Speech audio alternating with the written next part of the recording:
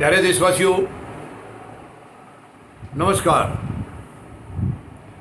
जो बढ़ती गर्मी इस साल, इसने दो नुकसान किए हैं।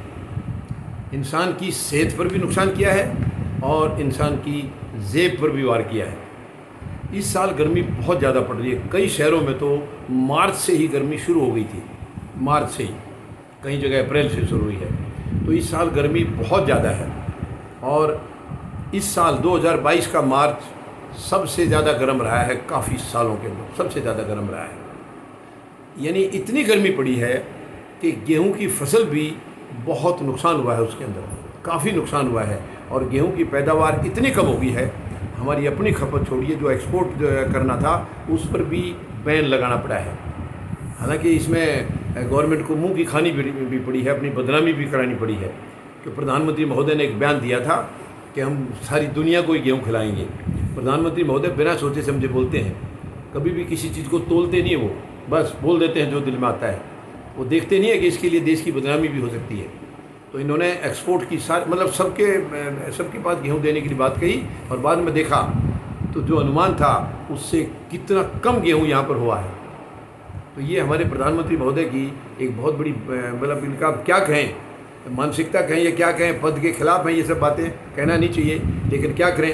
पद पर जो बैठ जाए, अब वो जैसा है वैसा तो रहेगा ही रहेगा। वो कुर्सी थोड़ी बदल देगी इंसान की। सोच को कुर्सी नहीं बदलती है, जिम्मेवारियों का एहसास कुर्सी कराती है। लेकिन हमारे प्रधानमंत्री महोदय को जिम्मेवारियों का एहसास भी ये कुर्सी नहीं करा पाई है, ये अफसोस है। तो अब गर्मी में देखिए, जब गर्मी इतनी बढ़ रही है, आदमी जो गरीब है उसकी तो हालत बहुत ख़राब है।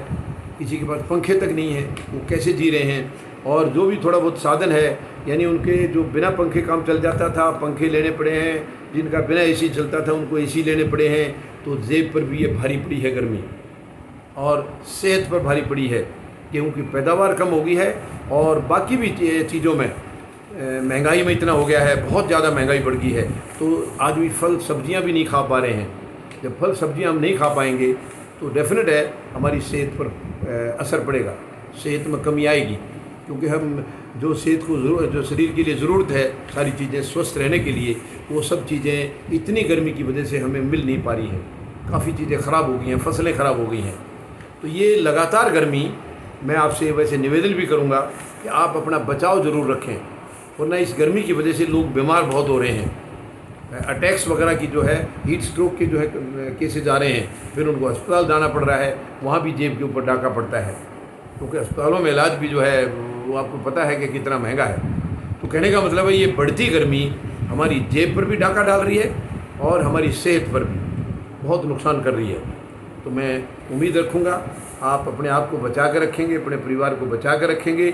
इतनी गर्मी के अंदर जब तक बहुत ज़रूरी ना हो घर से ना निकलें, बहुत ज़रूरी हो तभी घर से निकलें, और उसमें भी कोशिश करें पूरा बचाव लें। आप जितना बचाव ले सकते हैं उतना बचाव ज़रूर लें और अपनी सेहत को बचाएं।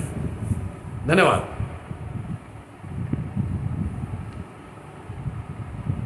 जय जवान, जय किसान, जय हिंद।